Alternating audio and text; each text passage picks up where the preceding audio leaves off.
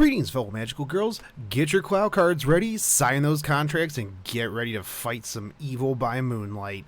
This time, you have been teleported to an enchanted land full of magical girls. And if you are lost, well, I'm Shogun Shogun, your Sherpa, so follow me as we dodge the FBI's most wanted list. If you have been playing for a while, you will notice that they took the Fate Zero and K&K mission-based quest mechanics and duct taped it to the Onigashima / Rashomon raid mechanics. If this is your first event, well, this is gonna be fun. Now, for bonus servants, you are going to want to run female servants. You can also run genderless servants like Daeon and Best Boy Astolfo. Now, what do these servants get? Well, you do have Magical Girl Power A. That is going to increase the attack damage by 100%. Mash, Ilya, and Chloe are the most magical of magical girls. Magical Girl Power B is Maeve, Nursery Rhyme, Helena, and Media Lily. These four will be getting a base 50% increase in damage. Not sure why Maeve is on here, seeing as Tamamo or Liz are a bit more magical than her, but who am I to judge? Now you would think that Daeon and Astolfo would get at least Magical Girl Power D, but sadly no. All of the other servants do get bonuses though from equipping the event CEs, Collide Ruby and Collide Sapphire. Like previous events, these will be the CEs that give you the 50%/100% increase in damage. Ruby will further increase your Buster performance and NP, while Sapphire is focused on arts. During the raid portion of the event, these two CEs will even further increase your Buster and arts effectiveness by 50% and 100% at limit break. These will not increase any sort of drops, so that is a bit of a downside, so you will need to roll on the gacha if you want to pick up the CEs that increase the drops. And honestly, I would absolutely suggest it because Azure Magic Girl is a phenomenal CE outside of the event as well. When it comes to drops, you are going to be picking up lion plushies, some high class pudding, and some magical Bushido books. The nice thing here is that we do only have 3 event drops again, so no having to manage more items than you know what to do with, like the summer event.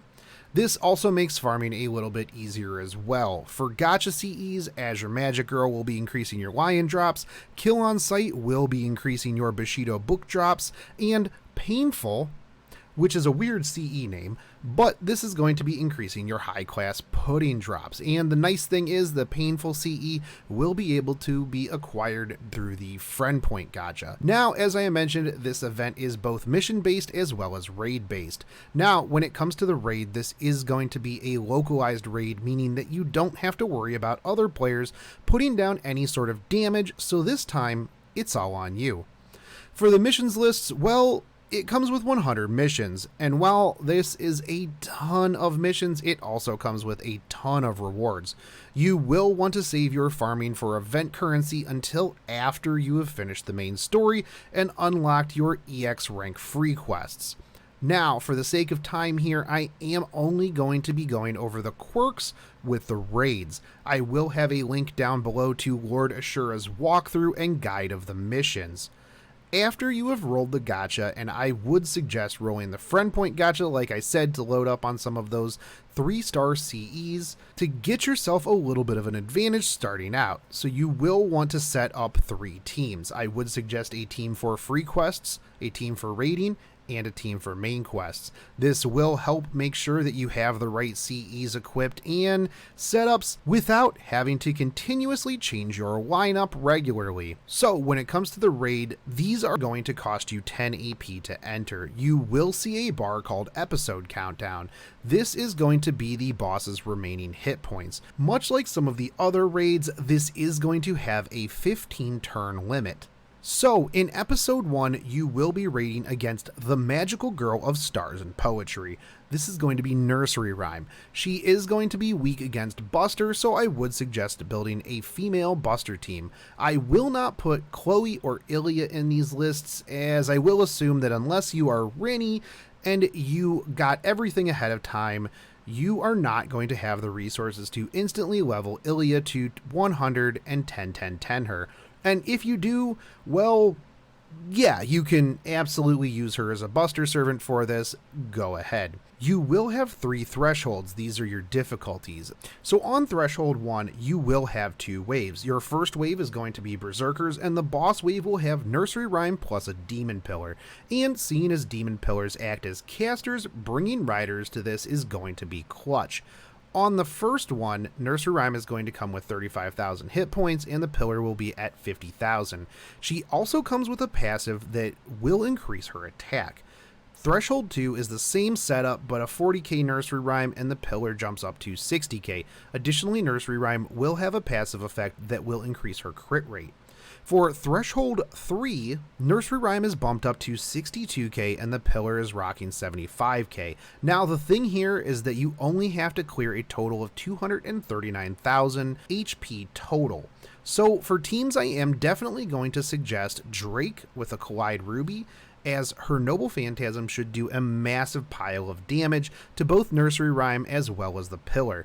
If you are looking to bring some additional single target damage, Maeve double dips into not only the buster damage but the Magical Girl B skill as well. If you have access to Santa Saber Altar, she will also shine here. If you want to dip out of the rider pool, Jelter Raiko and Ruler Martha are also viable options for the buster damage dealer.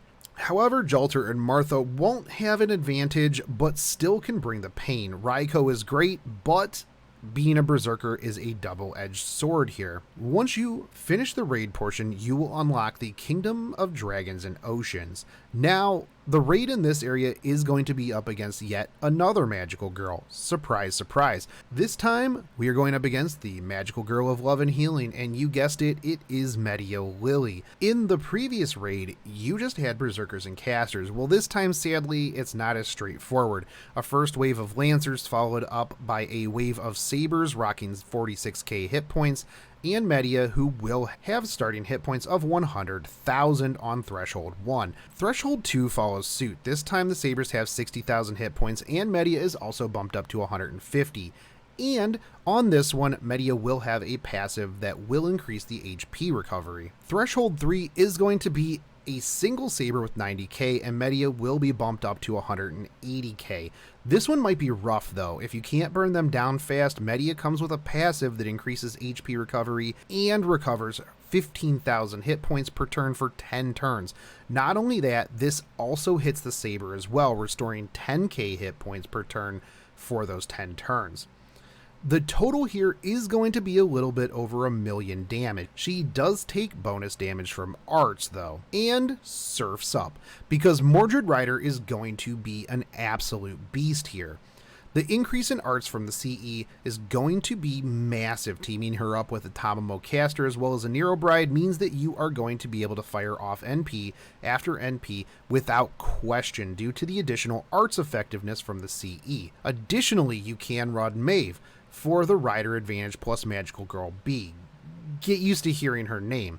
Archer Artoria doesn't have advantage but will shine here, being able to drop that Saber with ease and spamming her Noble Phantasm. Additionally, it would be fun to run Media against Media Lily for some Ruru Breaka spam.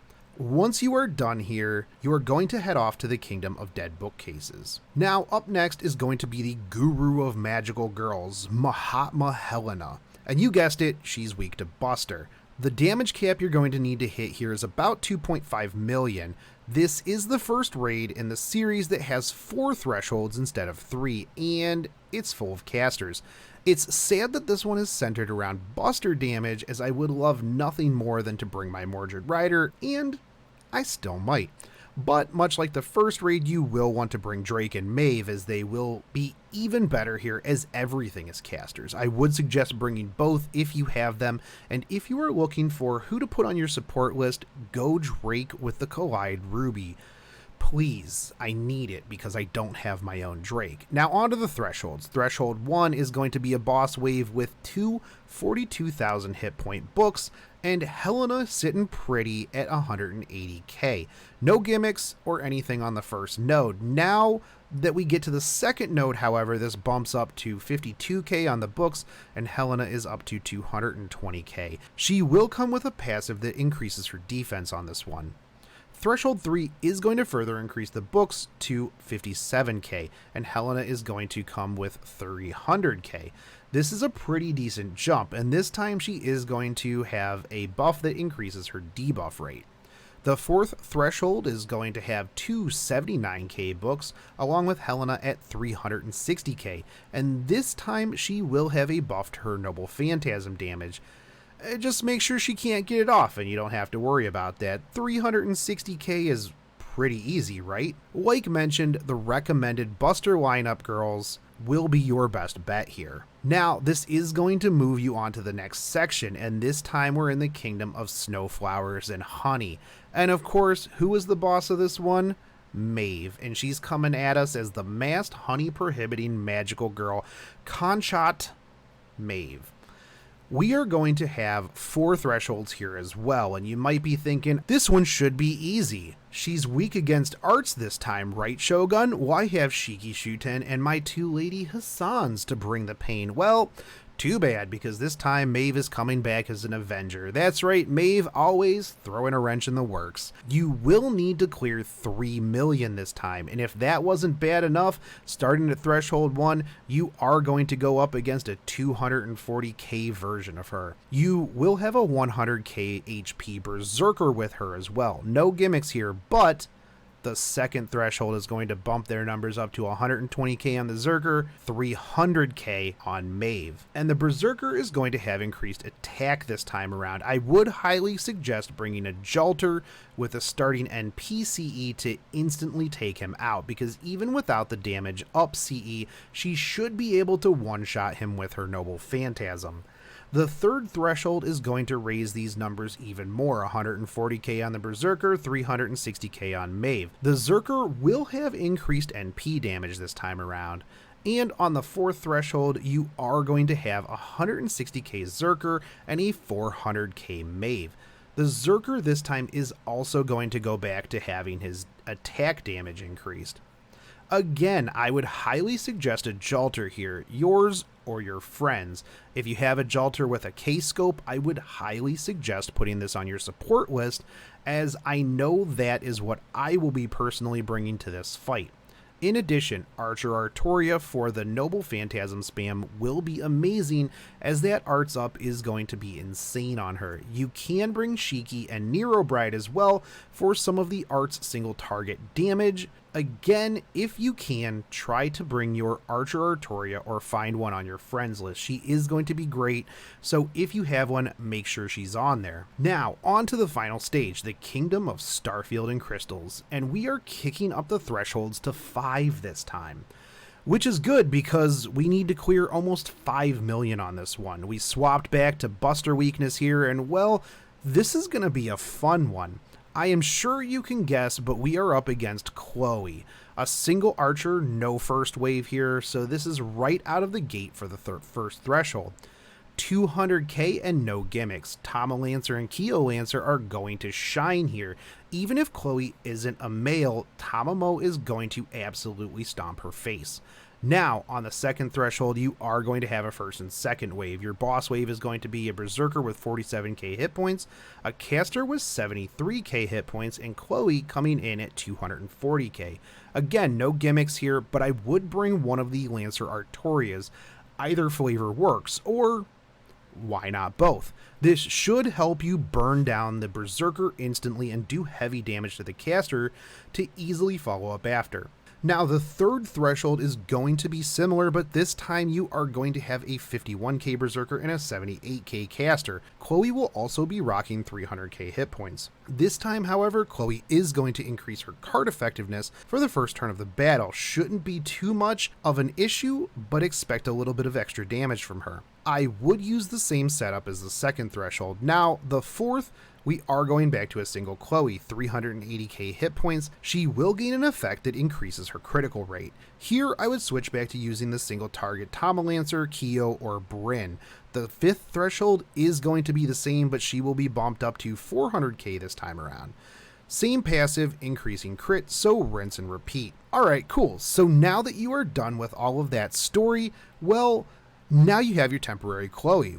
Now that you do have this first copy, make sure that you equipped her to your lineup. You will need to get her to Bond 3 for one of the many missions. Later, you will also need to have her at her 3rd ascension, so make sure you are setting aside some XP cards ahead of time. This will take a total of 112 all/Archer 4-star XP cards, so with the ones from the shop, you should only need 12 additional. Unfortunately, at this point, the EX free quests and the extra raids are time locked, so we will cover that in a second guide. But let's get into farming that you can do at the moment. Kingdom of Dead bookcases rank A. This is going to be a 20 AP quest with a 40% drop on chains, 20% on pages, 6% on hearts. This is going to be great, and you are also going to be able to pick up all 3 mats here. This is going to be a fantastic spot to farm.